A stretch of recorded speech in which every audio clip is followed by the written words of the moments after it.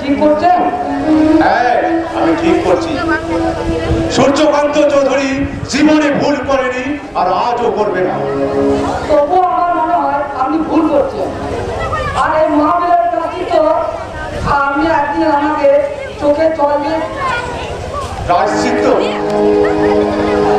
হ্যাঁ, প্রায়শ্চিত্ত। দুটো জীবন ব্যর্থ করে দিয়ে আপনি সুখে থাকতে পারবেন না বাবু। তাদের বিপদ আছে, আমি অশান্তি রাখলে আপনাকে জলে পুরো করতে হবে বাবু। দগ্ধ আগুনে আমি জলে পড়ে মরবো, তবু আমি এত বড় অন্যায়কে আমি কিছুতেই প্রশ্রয় দেব না। যে আমার বংশ মর্যাদা, আমার সম্মান, ছেলের মুখে হাসিছে বংশ মর্যাদার সম্মান নিয়ে ধুয়ে দিয়ে জল খাবেন বাবু। গণেশ, গণেশ, তুই দেখছি তোর গণ্ডি পেরিয়ে যাচ্ছি। নিজের গণ্ডির মধ্যে থাকার চেষ্টা কর। আর মনে রাখিস, তুই আমার মাইনে করা এবার একটা চাকর। বাবু, আমি তো এই বাড়ির চাকর। জীবনের শেষ দিন পর্যন্ত আমি চাকর হয়ে থাকবো। তবু আমি তো বড় দাদা বাবুকে খুব ভালোবাসি। তার জন্যে আমি আপনার পায়ে ধরে নিয়োজিত করছি। এক ফুল করতে গিয়ে আরেক ফুল ধীরে ধীরে করতে হবে। আর আরেক দাদা বাবুর জীবনটা শেষ করে দেবেন না। কর্তা বাবু, আর যদি দাদা বাবুর মনে দুঃখে আঘাত লাগে, আর আমি সেই দুঃখ মোটেই সহ্য করতে পারবো না কর্তা বাবু। তুইও আমাকে বুঝতে পারবি না? তুই যেমন তোর দাদা বাবুকে ভালোবাসি, তার মঙ্গল চাস, যেমন আমিও তো তার বাবা, সে আমার ছেলে, আমিও তো তার মঙ্গল চাই। আচ্ছা তুই বল, একটা ছোট জাতির মেয়েকে যখন আমি পুত্রবধূ করে বাড়িতে নিয়ে আসবো, লোকে আমার দিকে আঙুল তুলে বলবে, ওই যাচ্ছে জাতিচ্যুত সূর্যকান্ত চৌধুরী, তখন আমার অবস্থাটা কি হবে তুই একবার ভেবে দেখ। বাবু, আমি জানি আমি যা করতে চলেছি এটা খুব স্বার্থপরের কাজ, তবু এই ছাড়া যে আর কোনো উপায় নেই, কোনো উপায় নেই। আমি তোকে ভালোবাসি, খুব বিশ্বাস করি। আমার এই স্বার্থপরতা তুই যেন তোর দাদা বাবুর ঘাড়ে তুলে দিস না, তাহলে যে আমি তার কাছে অনেক ছোট হয়ে যাবো রে। আপনি কথা দে, তুই আমাকে তোর দাদা বাবুর কাছে ছোট করবি না। না কর্তা বাবু, আমি আপনাকে কোনোদিন ছোট করবো না। আপনি যে আমার অন্নদাতা বাবু, আর আমার তো সম্মান রাখাই আমার কর্তব্য। আপনি আমাকে ডেকে পাঠিয়েছেন কেন কোথায়? হ্যাঁ বাবা, এবার অনেকদিন পর এই গ্রামের বাড়িতে কেমন আছেন বলুন?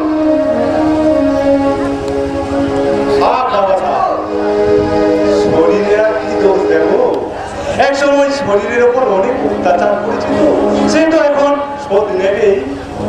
হ্যাঁ সজল, আমি তোমাকে যে জন্য ডেকে পাঠিয়েছি বলুন।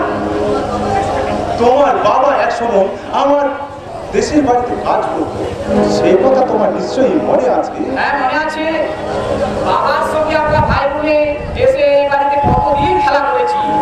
বাগানের ওই কোণটাতে আমরা ভাই বোনে খেলা করতাম, আর আমাদের একদিন ওই গাছে দাঁড়িয়ে থেকে আমাদের খেলা দেখে হাসতেন।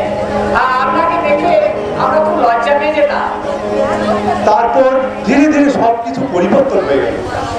তোমার বাবা মারা গেলে আর আমরাও শহরের বাড়ি চলে গেলাম। যা প্রশংসা, তোমাকে আমার একটা অনুরোধ রাখতে হবে বাবা। হ্যাঁ, আমাকে একটা বিরাট অপমানের হাত থেকে তোমায় বাঁচাতে হবে, নইলে আমায় আবার আত্মহত্যা করতে হবে। কি বলছেন জনাব মশাই? বলো, কথা দাও আমার কথা তুমি রাখবে? আমি আপনাকে কথা দিলাম জেঠামশাই, আপনাকে অপমানের হাত থেকে বাঁচাতে যদি প্রয়োজন হয় আমার জীবন দিতেও আমি বিন্দুমাত্র দ্বিধাবোধ করব না। বাবু, আমি আবার আপনাকে বিনতি করছি, আপনি আরেকবার চিন্তা করে দেখুন। বোঝা আমার হয়ে গেছে গণেশ। এই নাও, বলো। এটা চিটা তোমার কাছে রাখো। কি আছে এতে? 10 লক্ষ টাকা। লক্ষ টাকা? হ্যাঁ, এই টাকাটা আমি তোমাকে দিচ্ছি। আমাকে? মনে করো না যেন আমি তোমায় দয়া করছি। এই টাকা থেকে তোমার একমাত্র বোনে ভালো ঘরে বিয়ে দেবে, আর বাকি টাকা যেটা থাকবে সেই টাকায় তুমি একটা সুন্দর ভাবে বাড়ি তৈরি করবে। বাড়ি, বোনের বিয়ে, আপনার টাকায়? বিনিময়ে অর্পণকে মুক্তি দিতে হবে। তোমার বোন অর্পণের সঙ্গে যেন কোনো সম্পর্ক না রাখে। আর কি করে সম্ভব জেঠামশাই? অর্পণ যে ভালোবাসে অর্পিতাকে, আর অর্পিতা ভালোবাসে অর্পণকে, ওদের ভালোবাসা শিশু মনে পুতুল খেলা ছাড়া আর কিছু নয়। অসামান্য বিয়ে আমি কিছুতেই স্বীকার করব না। তোমাকে যেমনই করে হোক অর্পণের ছায়া থেকে ওর পিতাকে অনেক দূরে সরিয়ে রাখতে হবে। মানে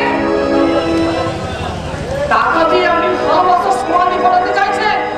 বাহ! আমার মনের ভালোবাসাটা তাহলে 10 লক্ষ টাকা। হাসছো, তুমি হাসছো, তুমি কি মানুষ? হ্যাঁ, আমি মানুষ, সেই জন্যই তো কান করে হাসছি। এ টাকায় আমার করে ভালো করে বিয়ে হবে, আমার একটা সুন্দর বাড়ি তৈরি হবে, আর আমাকে ভাড়া করে কাজ করতে হবে না, আমাকে আর বর্ষা চলে ভিজতে হবে না। আজ আমার কি আনন্দ, কি আনন্দ!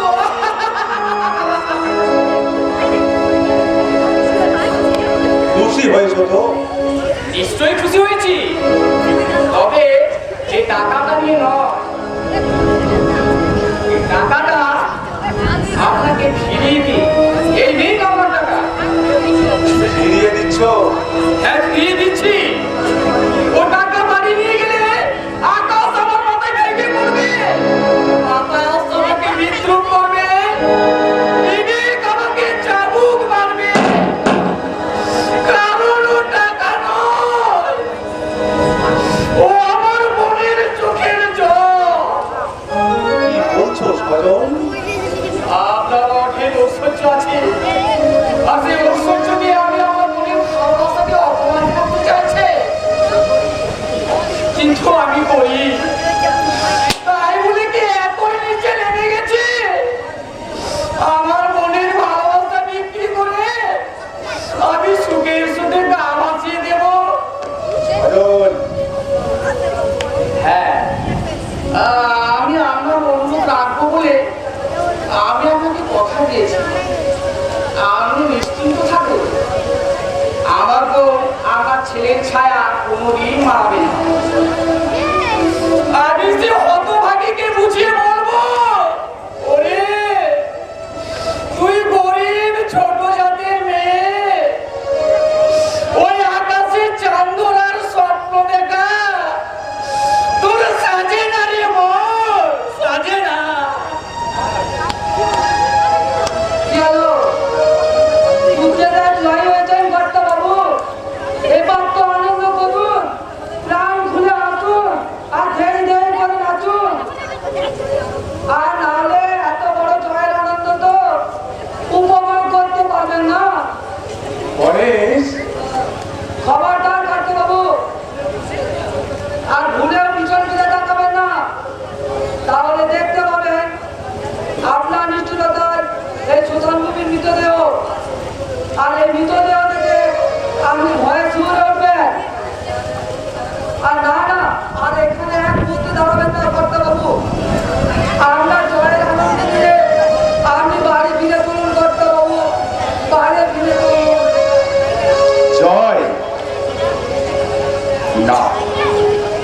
আমার চরম পরাজয়।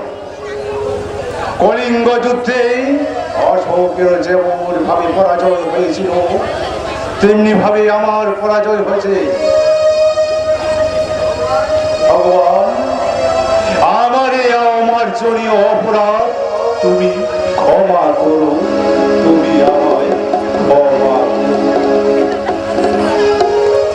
অনেকক্ষণ ওই বাড়িতে গিয়েছে, এখনো ফিরলো না। নিশ্চয় আমার ভাবি শ্বশুরের সঙ্গে গল্পে মেতে উঠেছে। আরে দাদার আমার ওই একই, একবার গল্পে মেতে উঠলে পরে তার আর কোনো হুঁশই থাকে না। এদিকে এদিকে আমি যে অধীর আগ্রহে অপেক্ষা করছি। জানি না, যাও, তোমার সঙ্গে আমি আর একটা কথাও বলবো না। কেন? আমার অপরাধটা কি? অপরাধ অপরাধ তোমার একটাই, তুমি বলেছিলে বিকেল বেলা আমার সঙ্গে দেখা করবে, তুমি আর আসোনি। আর যে কথা দিয়ে কথা রাখতে পারে না তাকে আমি ইনকার করিস?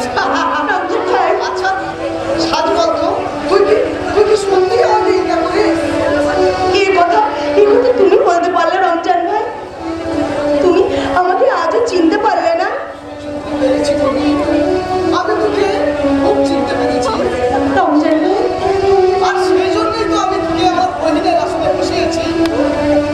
তোর মুখের দিকে চেয়ে আমি ভুলে আছি আমার বহিনকে। রঞ্জন ভাই, সবকিছু আমার কাছে আনন্দ হয়েছে। তোকে দেখে মনে হলো না, রহিমা আমাকে ছেড়ে যায়নি। রঞ্জন ভাই, তুই সেই রহিমা বহিন হয়ে আমার সামনে দাঁড়িয়ে তারই আমি কথা বলছি। রঞ্জন ভাই, রহিমা বেঁচে থাকলে আর তোর মতনই হতো। আমি জানি তুমি আমাকে ভীষণ ভালোবাসো। এইখানেই তো অনেকখানি মিল। কি? রহিমা তোরই মাপে ঠিক এই কথাই বলতো। আমি তোকে খুব ভালোবাসি, আমি তাকে খুব ভালোবাসি। মৃত্যুর আগের মুহূর্ত পর্যন্ত সে কোথায় বলে গেছে, এটা না, কি আছে এতে? একটা রঙিন শাড়ি আছে, শাহবাজারের মেলায় বিক্রি করতে গিয়েছিলাম। শাড়িটা আমার খুব পছন্দ হলো। এটা তোকে খুব সুন্দর মানাবে। না, এই শাড়ি আমি নেব না। ও, আমি তোর নিজের দাদা নই বলে আমার দেওয়া জিনিস তুই আমাকে ফিরিয়ে দিচ্ছিস। দিবি তো? আমি যে তোর পর, আর পর কখনো আমার হাতে পারে না রে বহিন। হয় না, হতে পারে না। রঞ্জন ভাই, সব চোর, এই দুনিয়ায় সব চোর। আমি এর পেছনে ছুটে বেরিয়েছি। রঞ্জন ভাই, থামো। শুধু আমার উপরে রাগ করছো রঞ্জন ভাই। যা একবার হারায় তার ফিরে পাওয়া যায় না রে বহিন। রঞ্জন ভাই, আমি মহান মূর্খ। তাই তোকে আমি না না না আর এখানে এক মুহূর্ত দাঁড়াবো না। আমি বেশ বুঝতে পেরেছি জোর করে দাবি প্রতিষ্ঠা করা যায় না। তুমি এটাই আমার উপর অভিমান করছো রঞ্জন ভাই। এই সেদিনকে তো তুমি আমাকে একটা শাড়ি কিনে এনে দিলে, আবার আজ আমার বহিনকে আমি ভালো করে সাজাবো, তার মুখে আমি হাসি দেখবো না। তাই কি কখনো হয়? বেশ, আমি তোমার দেওয়া শাড়ি আমি নিলাম। আর এই শাড়ি পরে আমি ভাই ফোটার দিনকে তোমার কপালে আমি আমার ভাইয়ের সামনে বসিয়ে ফোঁটা দেব। আর আমি বলবো,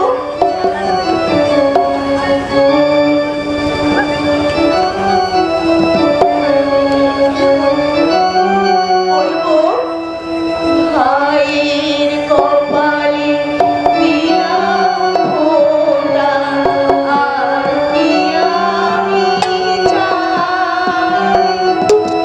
তাই মা পেলাম আজ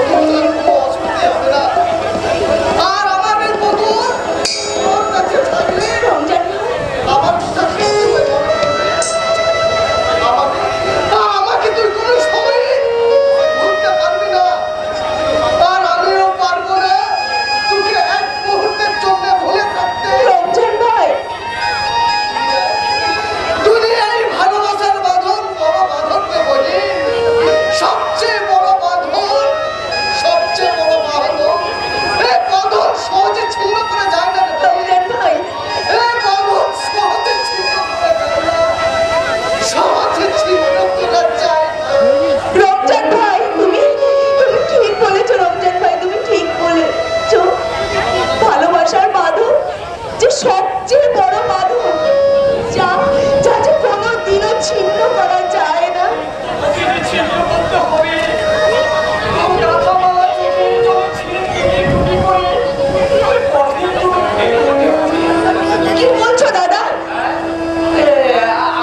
আমি কি কিছু বললাম? কি হয়েছে দাদা তোমার কি হয়েছে কিছু হয়নি তো। আমার কাছে তুমি কিছু গোপন করছো দাদা বলো তোমার চোখের জল প্রমাণ করে দিচ্ছে তুমি কারো কাছ থেকে বিরাট আঘাত পেয়েছো দাদা বলো দাদা কি হয়েছে কে তোমাকে আঘাত দিয়েছে দাদা বলো দাদা বলো। আমরা শুধু আঘাত সইতে চলবি শিব। দাদা আমাদের ভালোবাসা শাস্ত্রম কোনো মূল্য নেই এই স্বার্থপর পৃথিবীতে। আমরা নীরবে নিভৃতে চোখে জল ফেলে এই পৃথিবীর বুক থেকে একটি নিশ্চিহ্ন হয়ে যাব। দাদা আমাদের জন্য সংসার তথা সমাজ পৃথিবীর এতটুকু ক্ষতি হবে না রে। দাদা তোমার কথা যে আমি কিচ্ছু বুঝতে পারছি না দাদা আমার খুবই ভয় হচ্ছে চৌধুরী মশাই তোমাকে ডেকে পাঠিয়েছিল নিশ্চয় সে তোমাকে কিছু বলেছে। না না সত্যতা আমি তোকে বলতে পারবো না রে গো। দাদা আমাকে তুই ক্ষমা কর। দাদা কতদিন তুমি এভাবে কথা গোপন রাখবে দাদা যা সত্য তা তো একদিন প্রকাশ পাবেই জানি সত্য প্রকাশ পাবে আর চোখের জলে তোকে হাতিয়ে দিন কাটাতে হবে। দাদা কিন্তু আমি দাদা হয়ে সেই দৃশ্য আমি দেখবো কেমন করে দেখবো সংসার উঠোনে অস্ফুটিত ফুলটাকে ধীরে ধীরে ঝরে যেতে। দাদা তুমি না বললেও আমি সব বুঝতে পারছি দাদা অর্পণের বাবা চান না যে তার ছেলের সঙ্গে আমার বিয়ে হোক তাই না দাদা হ্যাঁ আমরা ছোট যা তুই তার বাড়ির বউ হয়ে গেলে তার উঁচু মাথা মাটির সঙ্গে মিশে যাবে। তাই সে চায় না তোকে পুত্রবধূ করে ঘরে ঢুকতে। দাদা আর এর জন্য আমাকে সে 10 লক্ষ টাকা দিতে চেয়েছিল। 10 লক্ষ টাকা হ্যাঁ, বিনিময়ে অর্পণকে তোকে মুক্তি দিতে হবে। দাদা তার ছাড়া ওকে আর মারানো চলবে না। দাদা চৌধুরী মশাইয়ের অনেক টাকা দাদা আমার ভালোবাসাটি সেইভাবে তো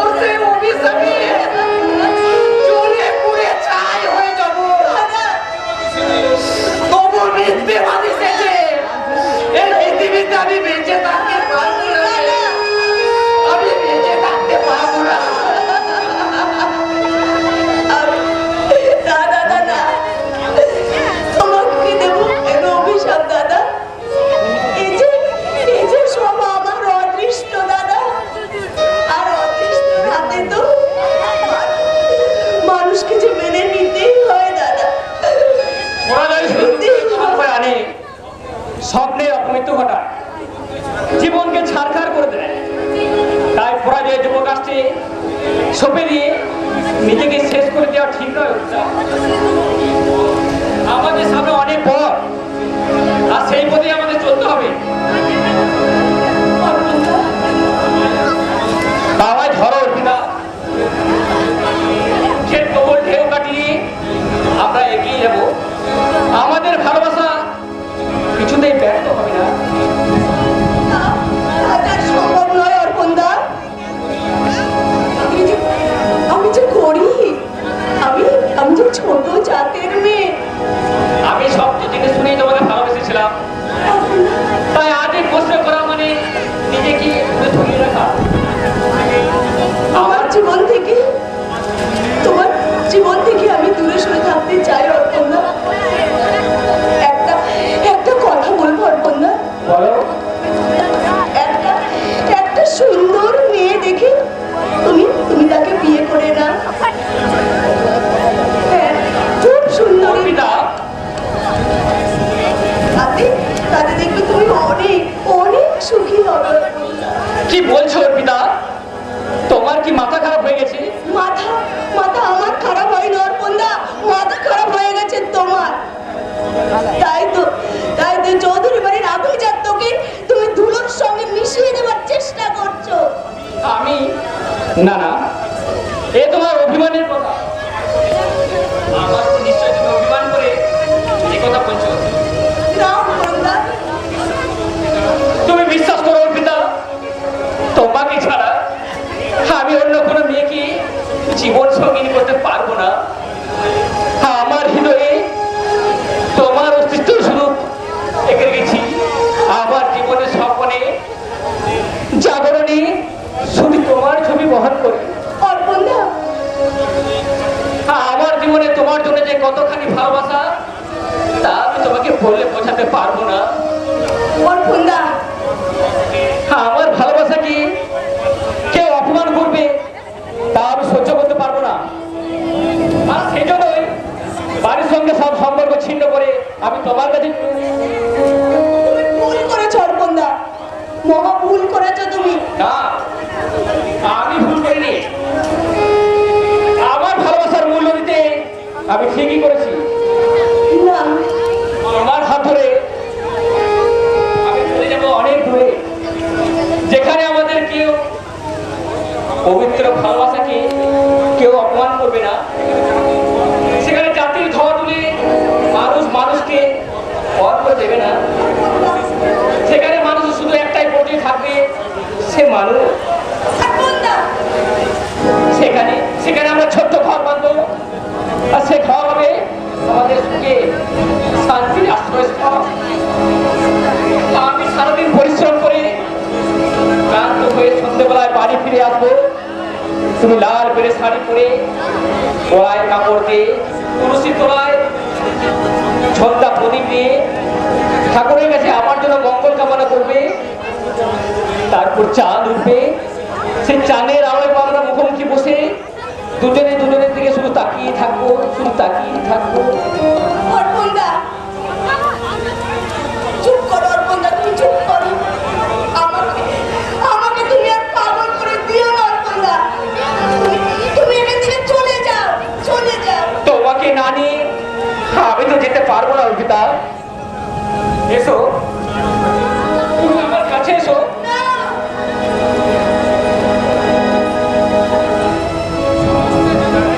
সমস্ত দ্বিধা কাটিয়ে অবসান ঘটিয়ে তোমার স্মৃতিতে আমি সিঁদুর করে দেব। অর্পণদা, লগ্ন মশাই, এসবের উঠে আমাদের ভালোবাসা, আর সেই ভালোবাসাকে সাক্ষী রেখে আর তোমাকে আমি স্ত্রী।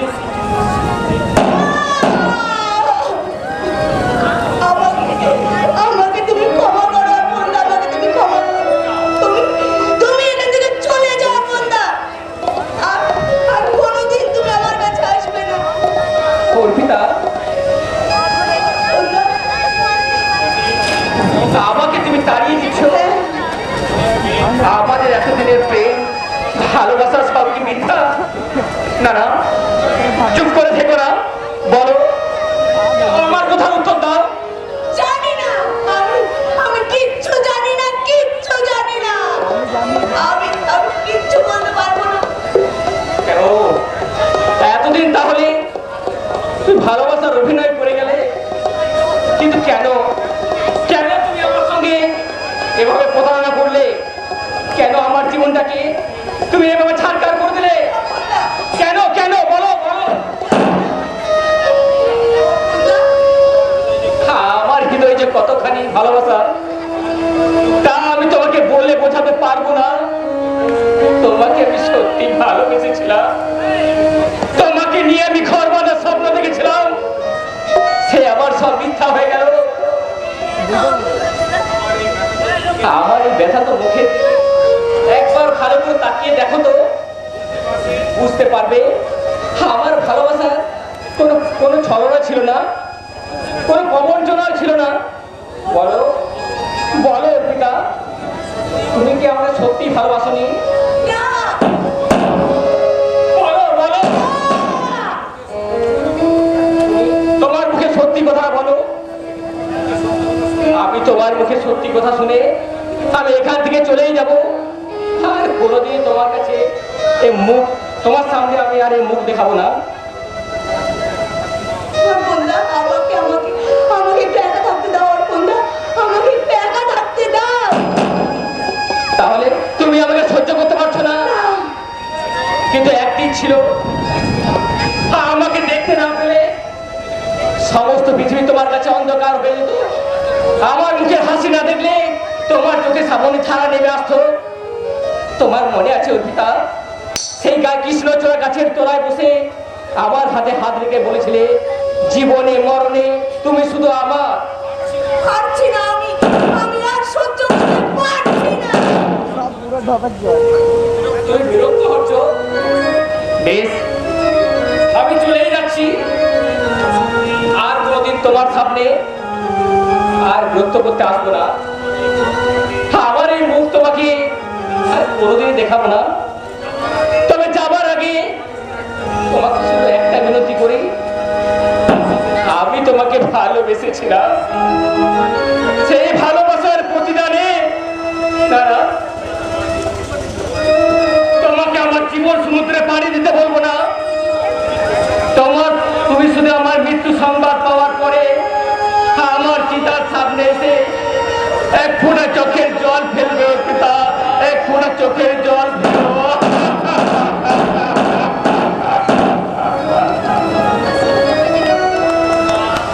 ভেঙে গেল আমার স্বপ্নের বাসর, ভেঙে গেল। আর কোনোদিন চলবে না।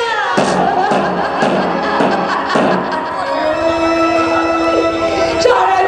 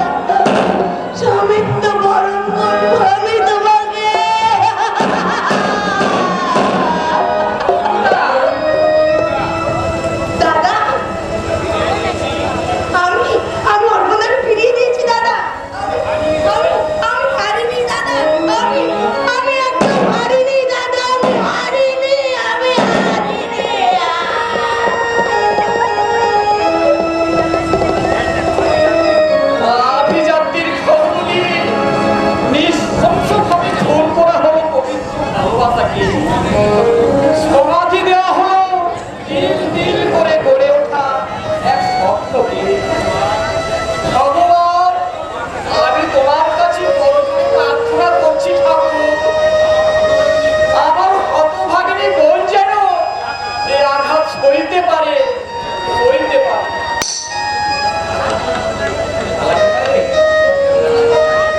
শান্ত হয়ে পশ্চিম আকাশে ঢলে পড়ে, কিন্তু আমি না, আমি ক্লান্ত হব না। আমি জীবনের শেষ দিন পর্যন্ত দুর্বার গতিতে ছুটে চলবো, আহরণ করবো রাশি রাশি মুক্তা। পারবে না, আমার চুলের মধ্যে কেউ বাধা সৃষ্টি করতে পারবে না। তাই তো তোলটুলা কোনো এলো না, তাহলে কি কোনো বিপদ? না গুরু, কোনো বিপদই আমাকে স্পর্শ করতে পারেনি। সাবাস বন্ধু, সাবাস, তুই জীবনে অনেক উন্নতি করবি। নিশ্চয়, কিন্তু তোমার মতো নয়। আরে তুই কি আর আমি তোকে আমি ভাইয়ের মতো ভালোবাসি। চিরদিন এইভাবে গুরু ভালোবাসবে তো। নিশ্চয়, আমি যে তোকে কতখানি ভালোবাসি সেটা তুই এখন বুঝতে পারবি না। যেদিন বুঝতে পারবি সেদিন আমার প্রতি তো সেবা আরো বেশি বেড়ে যাবে।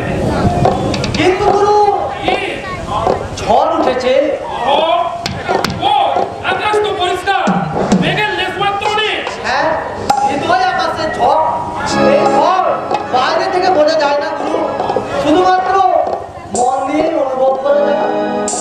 তার মানে তুই না না আমাকে কিছু গোপন করিস না, সব কিছু খুলে বল আমাকে। বলবো গুরু, আমি তোমার কাছে কোনো জিনিসই গোপন করব না। সেদিন রাত্রে মেয়েটা পুরো নিশ্চিন্তে ঘুমাচ্ছিল, আমি তার মুখে কাপড় বেঁধে তাকে জোর করে তুলে নিয়ে এলাম। তাতে কি হয়েছে? এ কাজ তো আজ নতুন কিছু নয়, তো অনেকবার করেছি। আজ হঠাৎ কেন জানি না, মেয়েটার মুখখানা বারবার আমার চোখের সামনে ভেসে উঠছে। গাড়ি করে যখন তাকে নিয়ে যাচ্ছিলাম, তার মুখের বাঁধনটা খুলে গিয়েছিল। আমাকে সে অনুনয় করে বলল, আমি আপনার বোনের মতো, আমাকে ছেড়ে দিন।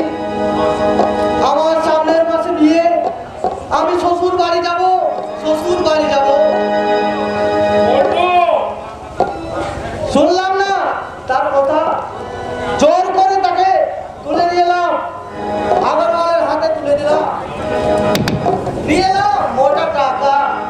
কিন্তু গুরু, কি বারবার আমার চোখে, আমার কানে তার কথা শুধু বারবার ভেসে উঠছে, কানের মধ্যে ভেসে আসছে তার সেই আকুল কণ্ঠস্বর, আমাকে ছেড়ে দিন, আমি শ্বশুর বাড়ি যাব, শ্বশুর বাড়ি যাব।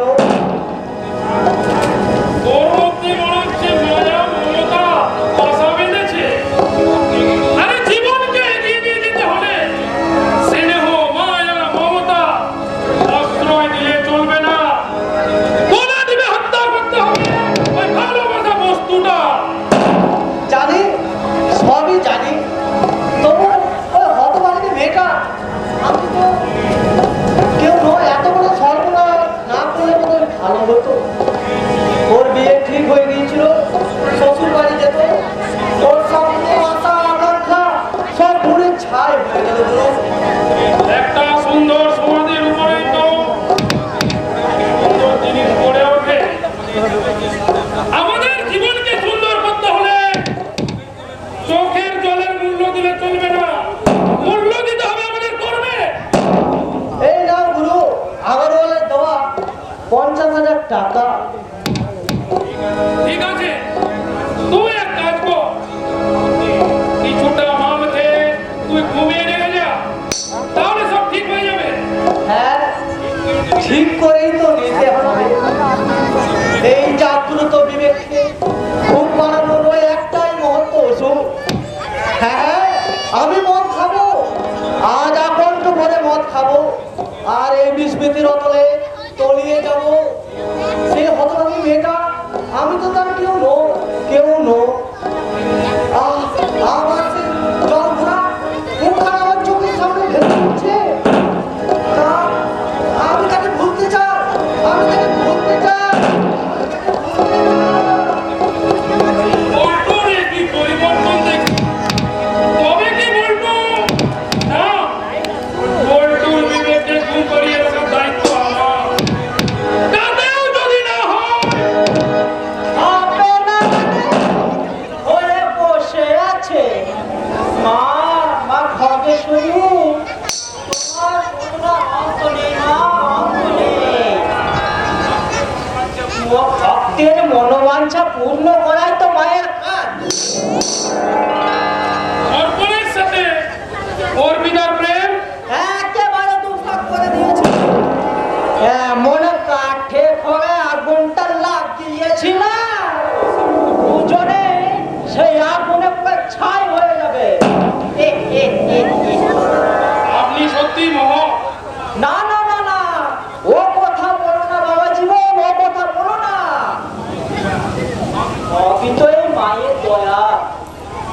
আমাকে যেভাবেই চালান আমি তো সেইভাবেই চলি।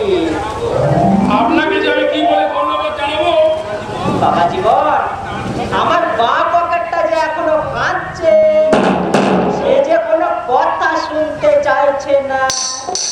ও হ্যাঁ, এই নিন, দাদা দাদা, কত দিলে বাবা জীবন? পুরো 2000 আছে।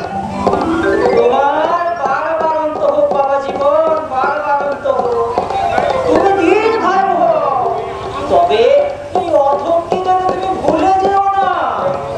দেখো, মানুষের উপকার করা মানুষের কর্তব্য, কিন্তু আমি এত বড় অকৃতজ্ঞ নই ও একটা টাকার বিনিময়ে আপনাকে ভুলে যাবো। তুমি খুব বুদ্ধিমান বাবা জীবন, খুবই বুদ্ধিমান। তাহলে অর্পিতা, ওর পিতার পায়ের তলায় তুমি পড়ে থাকবে। হ্যাঁ? আমি অর্পিতার পায়ে তুলে পড়ে থাকবো? না না না না না, ওর পিতার পায়ের তলায় তুমি পড়ে থাকতে যাবে কেন? ওর পিতাই তোমার পায়ের তলায় পড়ে থাকবে, আর চোখের জলে তোমার পা দুটো ভিজিয়ে দেবে। আমি চলি বাবা জীবন, আমাকে একবার ওই শ্যাকরার দোকানে যেতে সাইকেল দোকান? ওই যে মায়ের কাছে আমি মানত করেছিলুম, শুভ কাজটা ঠিকঠাক মিটে গেলে একটা সোনার নথ পরিয়ে দেব। মাকে যে আমাকে আগে সন্তুষ্ট করতে হবে বাবা জীবন, কারণ মাকে সন্তুষ্ট করাই তো আমার কাজ। আর আমি তো মায়েরই ভক্ত, আমি তো আর নরকে যেতে পারবো না। মা আমার সাধনা মিটিল, আশা না ফুরিল, তোরা বরিশার হলো মা, বরিশার হলো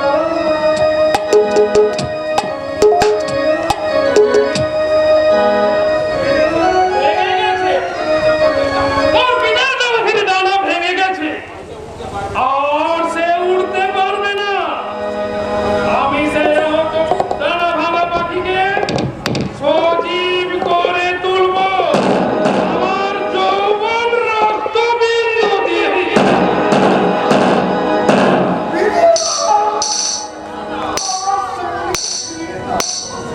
ওর সামনে তুমি তাকে চুরি করে নিয়েছো। বলো, কোথায় লুকিয়ে রেখেছো আমার সামনে? আর সারাদিন আমি তাকে না, না, আমি তাকে পাইনি। আমার সামনে আমি খুঁজে পাইনি। কি সব পাগলের মতো আজে বাজে বকছিস? তোর শ্যামলীকে আমি জানিও না আর চিনিও না।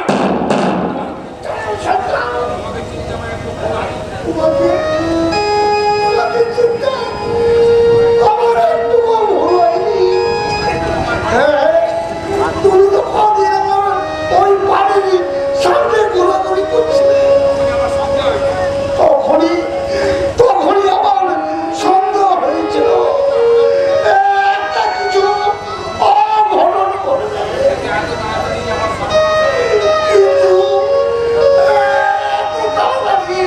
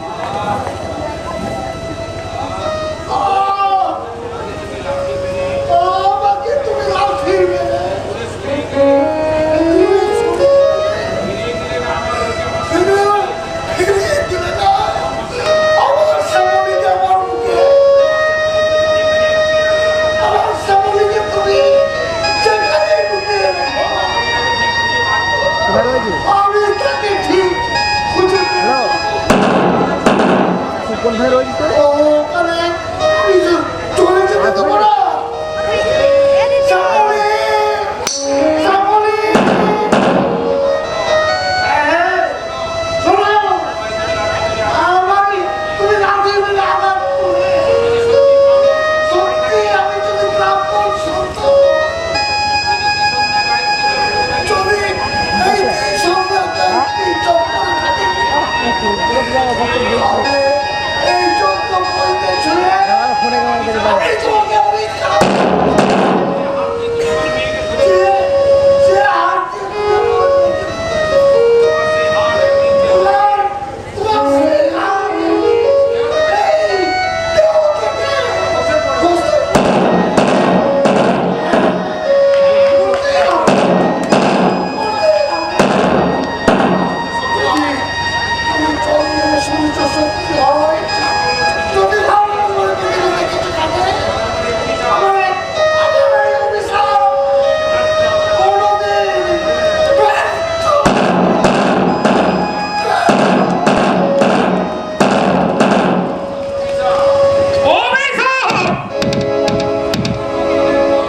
সমুদ্র মন্থনের পর দেবতা দানবদের বঞ্চিত করে সমস্ত অমৃত পান করেছিল। দানবরা অভিশাপ দিয়েছিল দেবতাদের, কিন্তু ওই অভিশাপ দেবতাদের স্পর্শ করতে পারেনি, আমাকেও পারবে না।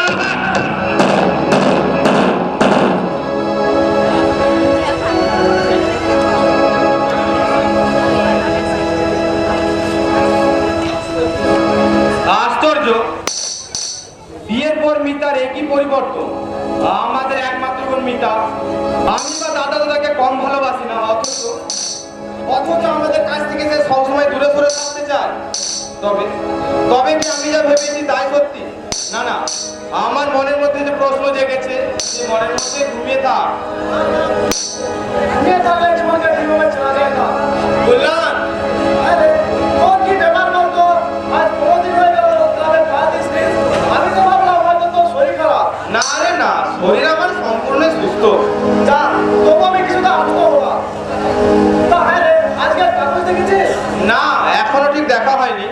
এই দেখ, আজকের কাগজে এমন একটা সংবাদ বেরিয়েছে যা আমাদের সমগ্র দেশের সমগ্র জাতির গর্ব। কি রকম? রাজস্থানের এক অখ্যাত গ্রামে ষোড়শীর রূপ খানোয়ারকে স্বামী জ্বলন্ত চিতায় পুড়িয়ে মারা হয়েছে। হ্যাঁ, হ্যাঁ, শুধু তাই নয়, এক শ্রেণীর কুসংস্কার ছোট মানুষ এটাকে সত্যি আখ্যা দিয়ে ধর্মের ধোঁয়া তুলে সাধারণ মানুষকে বিরক্ত করতে চাইছে। অন্যায়, এটা মস্ত বড় অন্যায়। আমাদের এই স্বাধীন দেশে এটা কখনোই কাম্য নয়। আমাদের নামে প্রতিবাদ করতে হবে। রাজা রামমোহন রায় সহস্র নির্দার কাটা মারিয়ে যা একদিন বন্ধ করেছিলেন, এক শ্রেণীর স্বার্থবান মানুষ হয়ে যায়। আমরা তা কিছুতে মানাতে দেবো না। আমি ভেবে আশ্চর্য হয়ে যাচ্ছি, একটা জীবন্ত নারীকে আগুনে পুড়িয়ে মারার মধ্যে কি কৃতিত্ব আছে? আর বিংশ শতাব্দীর শেষ প্রান্তে এসে আমরা একই হীনমন্যতায় ভুগছি। বিংশ শতাব্দীর সভ্যতায় প্রথম যুগে আমরা দাঁড়িয়ে আছি। এটা কিছুতে ভাবতে পারছি না, সেই বর্বরতা নিষ্ঠুরতা চারিদিক থেকে যেন আমাদের সমাজকে ধরতে আসছে। আর মনে হচ্ছে আমরা তো 100 বছর পিছিয়ে আছি। পিছিয়ে চলার নাম মরণ, আর এগিয়ে চলার নাম জীবন। তাই তাই আমাদের এগিয়ে যেতে হবে কল্যাণ। হ্যাঁ, আমাদের পবিত্র ভাবভূমিতে যে পূর্ণতার সমাধি রয়েছে, আমরা তা পুনরায় মাথা তুলে উঠতে দেবো না। আমাদের প্রতিষ্ঠানের মধ্য দিয়ে আমরা জনজাগরণ সৃষ্টি করবো। মানুষের কানে শুধু একটাই মন্ত্র ছড়িয়ে দেবো, জীবন নির্বাপিত নয়, জীবন তার মানুষের ভাব করবে। কল্যাণ, সমাজের কুসংস্কারে মেঘকে দূরস্থানে গেলে আমাদের দেশের যুবক দিয়ে এগিয়ে যাবে। দেখেন প্রধানমন্ত্রী নরেন্দ্র মোদী বলছেন, এ আমার দেশের যুবক দেখো, তোমাদের উপর নির্ভর করছে দেশ ও জাতি। এই মালিকের স্মরণ রেখে সকলকে মাতৃত্ব বাংলা মেলে আমরা কুসংস্কৃতিতে যা দোষরা করবো, পারবে না। আমাদের কুসংস্কৃতির কাছে সাধারণ মানুষরা সাধারণ মানুষরা কাছে পারবে না। পুরো জয় তাদের স্বীকার করতে হবে, পুরো জয় তাদের স্বীকার করতে হবে। কল্যাণ ঠিক কথাই বলেছে। আমাদের যুবকদেরই আজ সংঘবদ্ধ হতে হবে। কারণ কারণ আমরা যুবকরা একমাত্র পারি দেশের গলিত মৃতদেহ সৎকার করে দেশকে কলুষ মুক্ত করে সভ্যতার উচ্চাসনে বসাতে। কি সত্যি ছোটা? কি সত্যি? এই যে আপনি বললেন উচ্চাসনে উঠতে চান, হয়তো সত্যি। এই ব্যাপারে আমি আপনাকে সহযোগিতা করবো। কারণ ওটা মেয়ের জন্য, একটা নষ্ট মেয়ের জন্য নিজেকে সে তিল করে শেষ করে নষ্ট মেয়ে নয় রমেন। ছোট জাত তো বটে, এই চৌধুরী বাড়ির বউ হবার বা দাদার পাশে দাঁড়াবার তার কোনো যোগ্যতাই নেই। তবুও সে নিজের মুদ্রা দিয়ে তিল করে নিঃশেষ করে দিচ্ছে। এটা দাদার বাড়ি অন্যায়। কি বলো রমেন? নিশ্চয় বড় লোকের ছেলে একটু আধটু বদভ্যাস না থাকলে ঠিক মানায় না। এত অর্থমার্জনের মধ্য থেকেও জীবনকে যদি আপনি উপভোগ করতে না পারেন, এ ব্যাপারে আমি তোমার সঙ্গে একমত। তাই আমিও চাই জীবনকে উপভোগ করতে। হ্যাঁ ঠিকই তাই।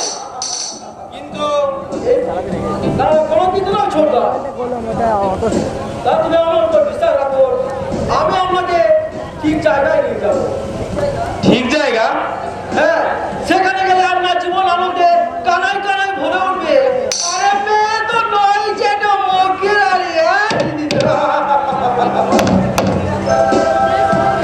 যৌবনে ঢেউ তুলে আপনাকে। আমি যাব রমেন। নিশ্চয় যাবে। বড় লোকের ছেলে একটু আধটু বদভ্যাস না থাকলে ঠিক মানায় না। এত অর্থমার্জনের মধ্য থেকে জীবনকে আপনি যদি উপভোগ করতে না পারেন, তুমি আমাকে কবে নিয়ে যাবে রমেন? যদি বলি আজই। আজই?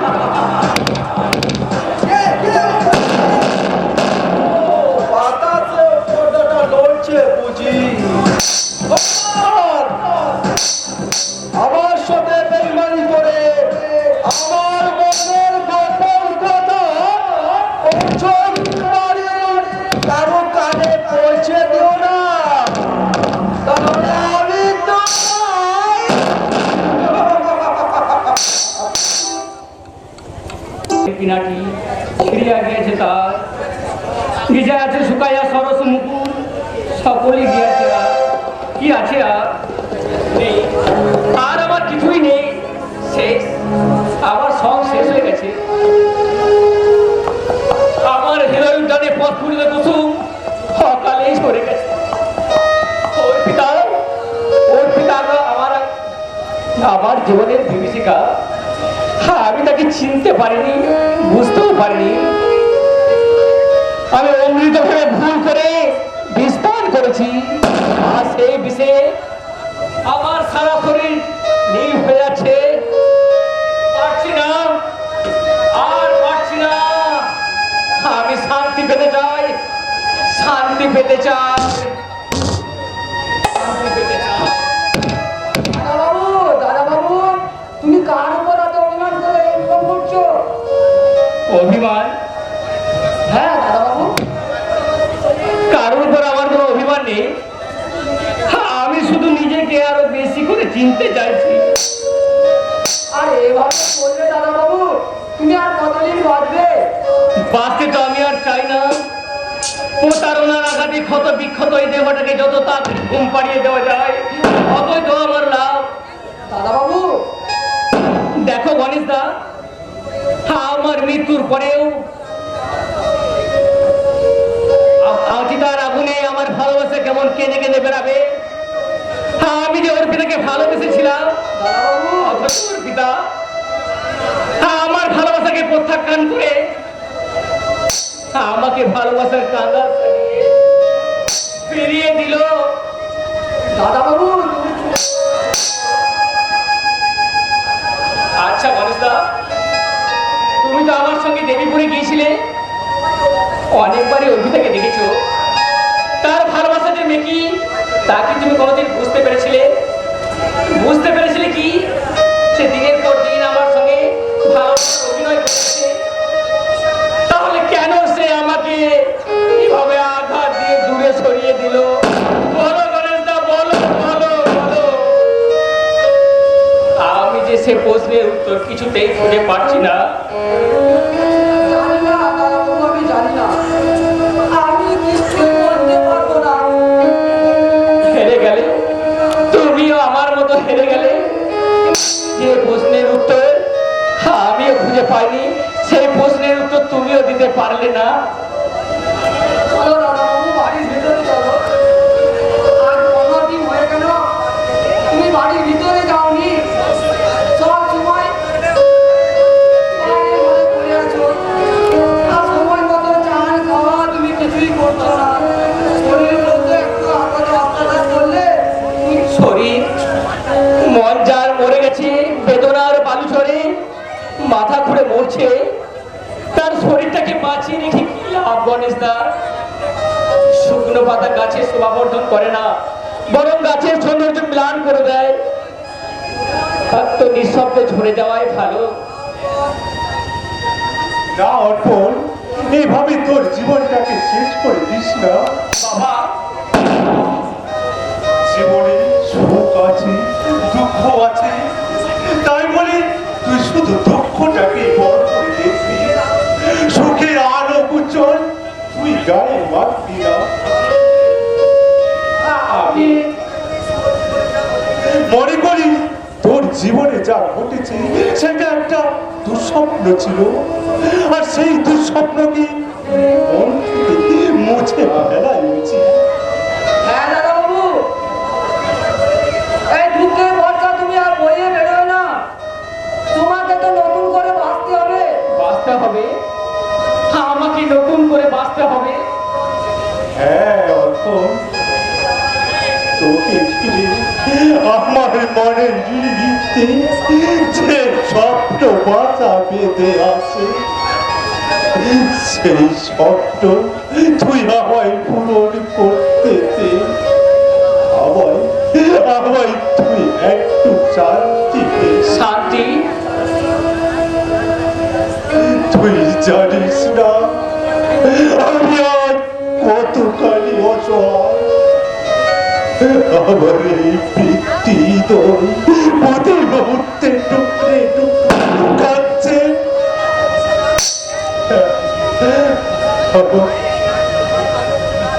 আবার আমার পাশে বসে না খেলে তোর পেট ভরতো না।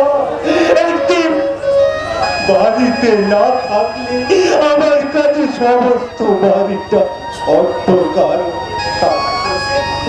আর আজ সেই তুই আমার কাছ থেকে অনেক দূরে সরে গেছিস।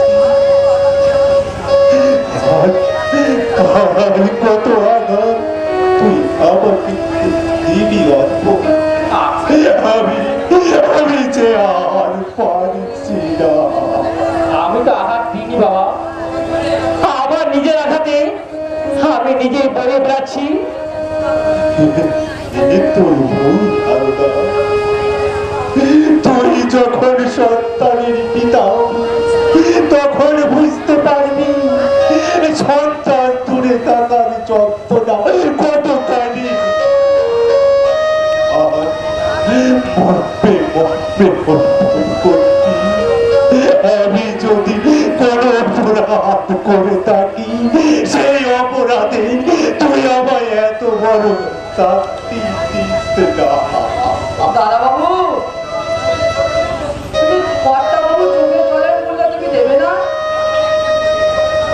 আর কর্তা বাবু তোমাকে চোখের সামনে না দেখতে পেয়ে দিদা চোখের জলের মুখ বাঁধাচ্ছে। এমনকি রাত্রে শুয়ে দু চোখের পাতা এক করতে পারছে না। আমার কথা শোন অল্প, তুই বাড়ির ভেতরে চল। আমি তোকে ভালো পরিবেশের সঙ্গে বিয়ে দেব। দেখবি রাঙা টুকটুকি বউ আসতে বাড়িতে, তার ছোঁয়ায় আমার মোড়া ভাগে আমার ছোঁয়ায় বইবে।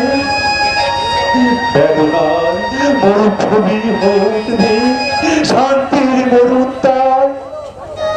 বলো বলো দাদা বাবু, তুমি বিয়ে করবে? না গণেশ দা, যে পাখি সুর হারিয়ে ফেলেছে সংসার খাঁচায় সে একেবারে বেমানা, তাই তাকে জোর করে তোমরা খাঁচায় পড়তে চেও না। আহত পাখি খাঁচায় থাকার চেয়ে শূন্য খাঁচা অনেক ভালো, অনেক ভালো। আবর্জনা বাইরে শোভা পায় বাবা, বাড়ির ভিতর নয়। তাই আবর্জনার কাছ থেকে তুমি দূরে সরে থেকো বাবা, তুমি দূরে সরে থেকো।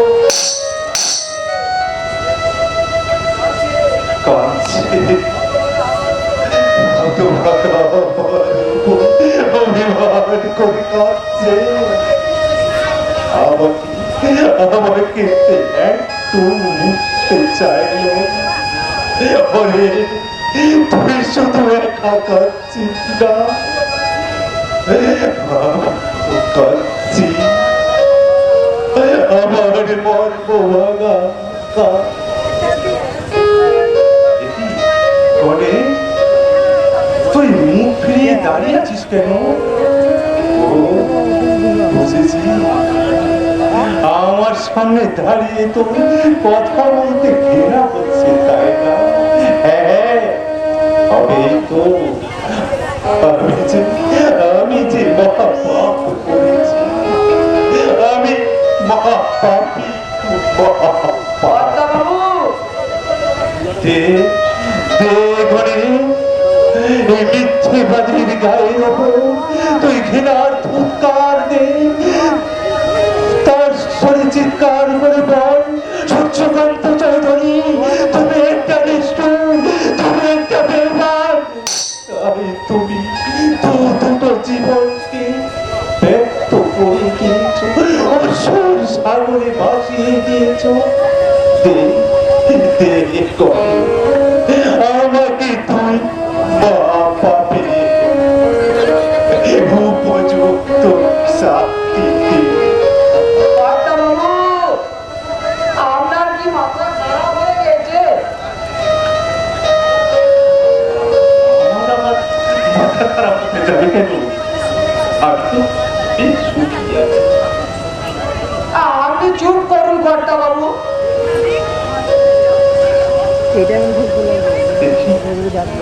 আমার চোখে জল পড়ছে কেন? হৃদয়টা অহংকারে